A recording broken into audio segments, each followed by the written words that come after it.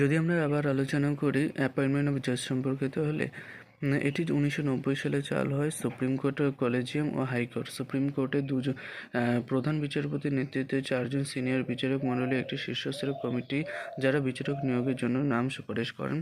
High court প্রধান বিচারপতি 2 জন senior বিচারকগণের সমন্বয় কমিটি যারা হাইকোর্ট বিচারক নিয়োগের জন্য নাম সুপারিশ করেন। কিন্তু 99তম সংবিধান সংশোধনীতে 2014 সালে 31 ডিসেম্বর রাষ্ট্রপতি Pranab Mukherjee national judicial appointment commission bill NJAC স্বাক্ষর করে, ফলে 2 দশকের প্রাচীন কলেজিয়াম ব্যবস্থা বিল বাতিল করা হয়, যার ফলে সুপ্রিম কোর্টে হাইকোর্টের বিচারপতি নিয়োগের ভার বিশেষ কমিটির উপর অর্পণ করার সিদ্ধান্ত নেওয়া হয়। তবে সুপ্রিম কোর্ট 99তম সংবিধান 2014 সালে এনজে অসাংবিধানিক বাতিল বলে ঘোষণা করে, ফলে পূর্বতম কলেজিয়াম সিস্টেম বিচারপতির নিয়োগ পদ্ধতি ফিরে আসে। সুপ্রিম কোর্টে বিচারপতির সংখ্যা বৃদ্ধি করার ক্ষমতা পার্লামেন্টের উপর ন্যস্ত হয়েছে।